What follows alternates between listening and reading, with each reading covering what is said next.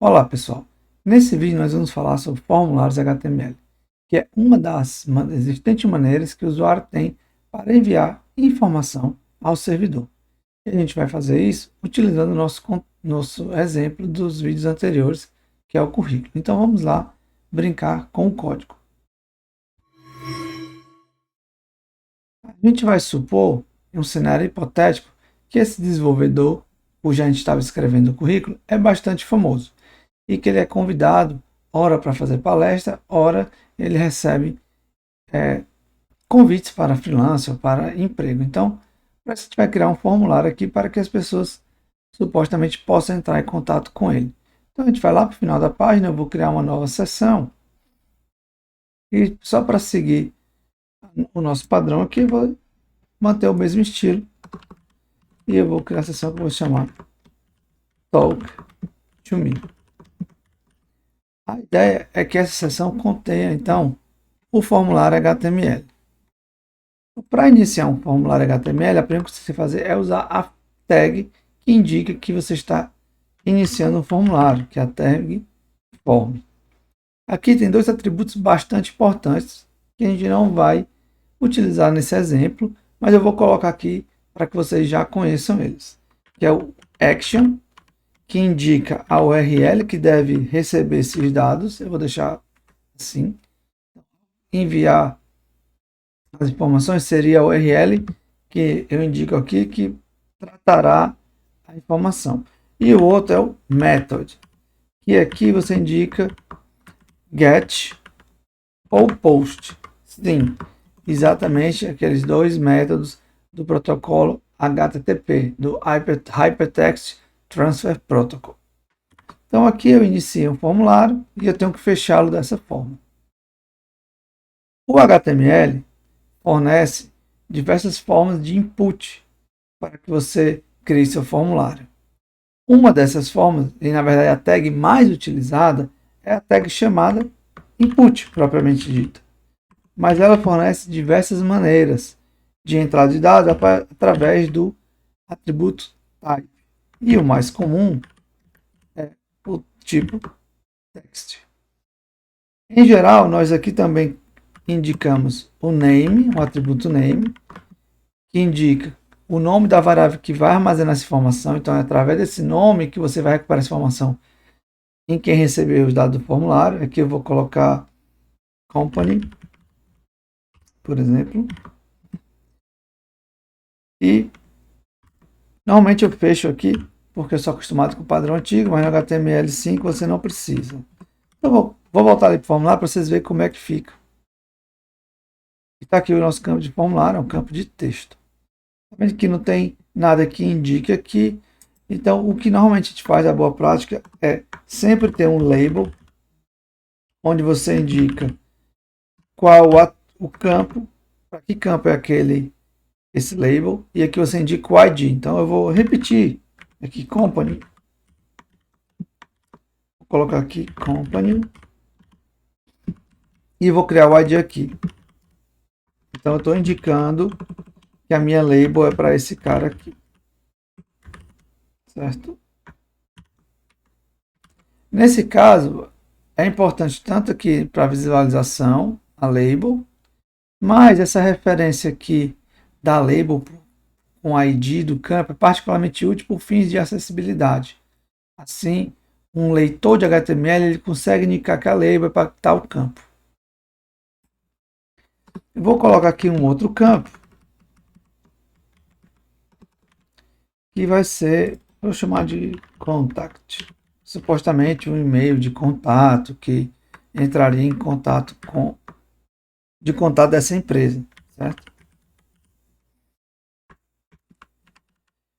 O ID deve ser único, viu que ele estava aqui reclamando já. Então eu vou colocar aqui contact e eu vou mudar o tipo. Um dos tipos que existem é o password. Eu vou colocar aqui só para vocês verem a diferença, mas não faz sentido nesse caso. Vocês já viram várias vezes, ó. Acho que não funcionou aqui. Deixa ele carregar de novo. Agora sim. Carregou, que a diferença é basicamente essa. Vocês veem que não teve a quebra de linha aqui também. porque o input não é um atributo, não é uma tag de bloco. Vou corrigir. No HTML5 eles adicionaram esse tipo e-mail que vai validar, só vai aceitar se for e-mail, certo? Porém, isso vale a pena testar nos diversos navegadores. Vários desses tipos novos adicionados pelo HTML5 ainda não são completamente suportados por todos os navegadores. Então, dando continuidade aqui, vamos supor que o cara possa receber a oferta para uma palestra ou uma oferta de emprego. E eu vou colocar no formulário essa opção. Para isso, eu vou agrupar aqui essa parte dentro de um field set, que é uma maneira de organizar. Vou colocar legend, e a legenda vai ser a job type, por exemplo. E aqui eu vou adicionar um campo. Nesse caso, eu quero que o usuário escolha entre uma opção ou outra. Para isso, eu vou usar um radio button. Novamente, eu vou usar aqui um input. E o que eu vou mudar é o tipo do input, que vai ser um radio button, que aqui é só rádio. Eu vou colocar o name, job, e vou colocar um ID. Eu vou botar aqui talk, certo? O ID desse campo. Vou repetir aqui. Vou mudar apenas o ID. O nome eu vou manter, vocês vão ver por quê. E aqui eu vou botar, como é que eu posso dizer? Talk or regular job. Regular. Vamos fazer melhor. Tá aqui um part-time.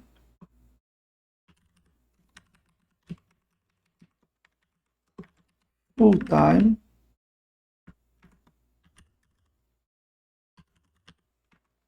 Eu vou criar aqui um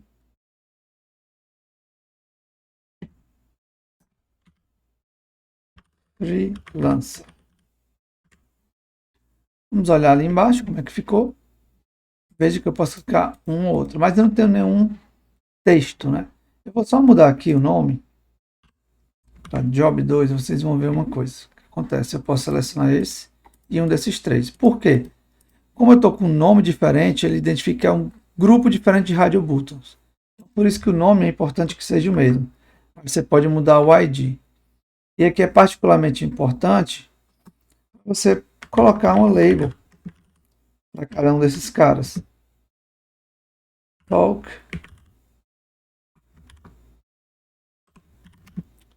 Talk. Vou copiar aqui para vocês verem e vou organizar de acordo com o nome, tá? Part-time.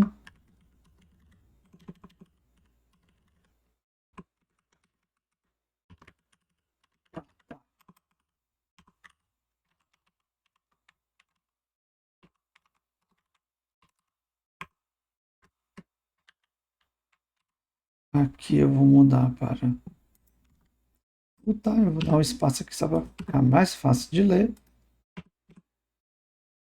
Full-time. Full-time. E por último,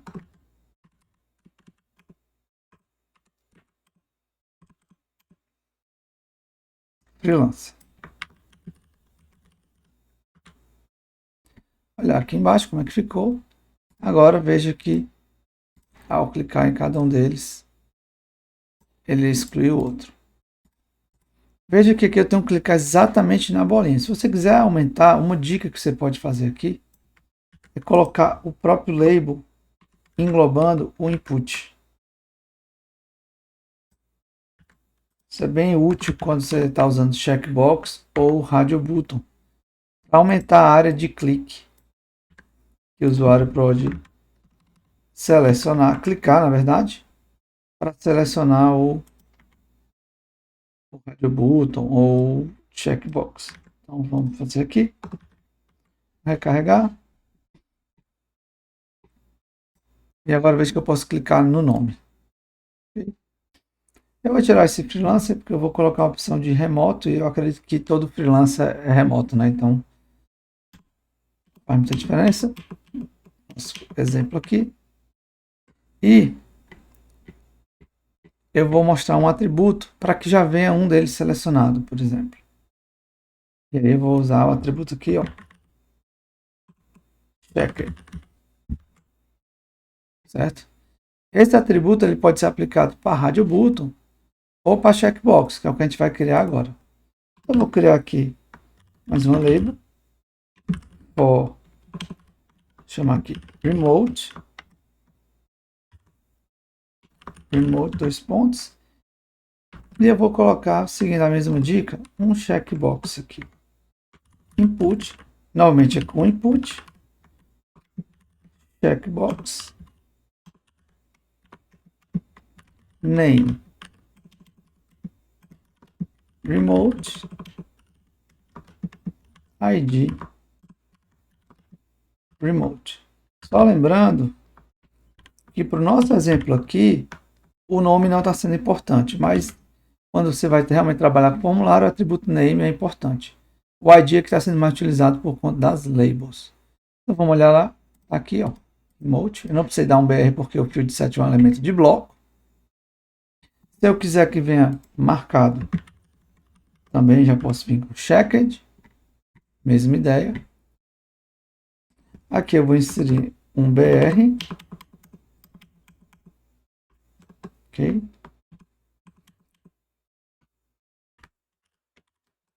E vou usar agora uma diferente tipo de entrada, mas que dessa vez não usa a tag input. Proposal. Aqui seria um campo para o cara dar uma ideia da oferta de emprego que ele quer oferecer. E para isso eu vou usar um text area.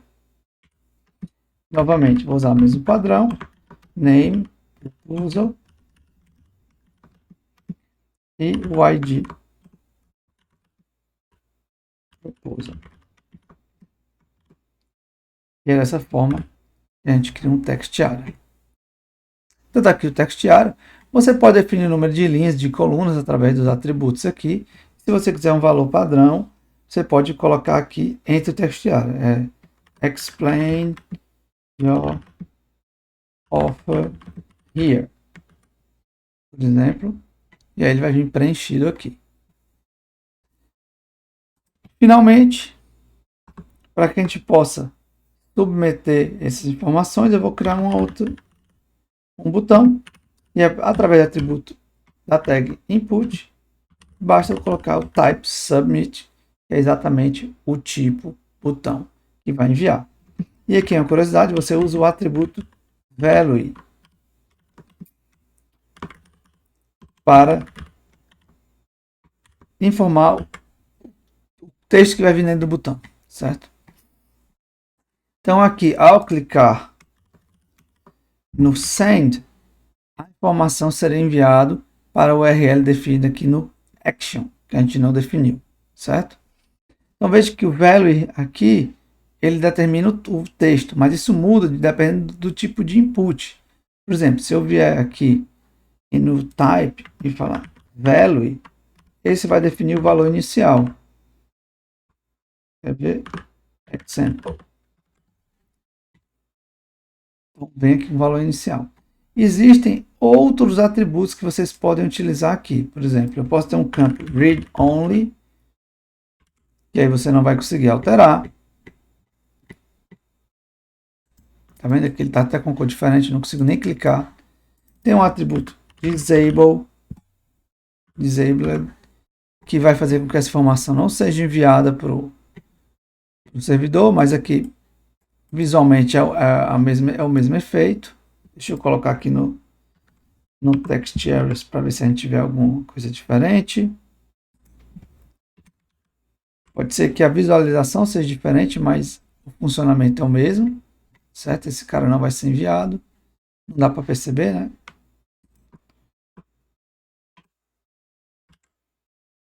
Você tem um max length, min length, tem um size que determina o tamanho do campo, não o tamanho que ele aceita. certo? E outros mais. A ideia é que é só mostrar mais ou menos para vocês. Além disso, eu mostrei aqui alguns inputs básicos, mas o HTML5 adicionou vários outros, como color pick, date, time, number. Eu vou testar aqui o number, só para vocês verem como funciona. Mas todos os atributos, todos os tipos adicionados estão no material disponibilizado na nossa página e vocês podem testar. Por que eu não trouxe para cá, por exemplo? Porque nem todos são compatíveis com todos os navegadores. Então poderia funcionar aqui na minha máquina e no navegador de preferência de vocês não. Então eu preferi trazer o basicão só para mostrar para vocês ter uma ideia de como é que funciona. Então eu vou colocar aqui o number, não vou colocar o value, aqui min 1, max 5. Eu vou olhar aqui embaixo, ele já adicionou esse cara aqui, ó, funcionando. Então é compatível aqui com o meu navegador, mas como eu falei, nem todos são compatíveis. Um outro atributo importante, que eu estava quase esquecendo, é o required. Isso também foi adicionado pelo HTML5 e o que ele faz, como vocês devem imaginar, ele torna um campo obrigatório. Então, se eu tentar enviar, o que eu não vou fazer aqui, porque não está implementado, ele não deixaria enviar os dados se o campo não tivesse preenchido. Às vezes você vai ter que, mesmo que tenha esse atributo required, você vai ter que informar o navegador para ele ignorar o atributo, porque muitas vezes, ou algumas vezes, o tratamento que você quer dar ao formulário é mais complexo do que só isso. Então você prefere que o navegador não trate para você tratar tudo sozinho. Mas, enfim, tem essa opção agora com HTML5, não existia antes. Então, essas opções de HTML5 é sempre bom você procurar ver como está o suporte dos navegadores, principalmente considerando seu público-alvo. Seu público-alvo usa só o Chrome, o Safari, o Firefox, o Edge, Opera, enfim, se ele usa um só navegador, você pode, teoricamente, ignorar os outros. Mas a realidade é que hoje o uso dos navegadores é bem heterogêneo, tem vários navegadores bons, então você tem que realmente considerar a compatibilidade e trabalhar com um conteúdo que seja compatível com todos os navegadores que seu público-alvo usa. Bom, pessoal, então, que é só uma ideia de como funciona o formulário. A gente não está enviando dados ainda, a gente não está fazendo tratamento, isso vai acontecer mais tarde ao longo do curso, mas com isso aqui você já consegue construir o formulário. Obviamente, é um formulário ainda pobre em termos de visual, isso vai melhorar à medida que a gente for aprendendo CSS e outras coisas mais, mas aqui você já tem o conhecimento básico para construir os formulários. Agora vocês têm que brincar com componentes diferentes que o HTML fornece para criar formulários mais ricos em opções. Tem ainda o Select Option, que é o Drop List, tem algumas outras coisas que estão no nosso material e vale a pena vocês checarem. Mas por essa prática era isso, e à medida que a gente for avançando no curso, a gente vai enriquecendo a parte de formulário, tanto na parte visual como na interatividade. Espero que vocês tenham gostado, e é isso aí, até o próximo vídeo.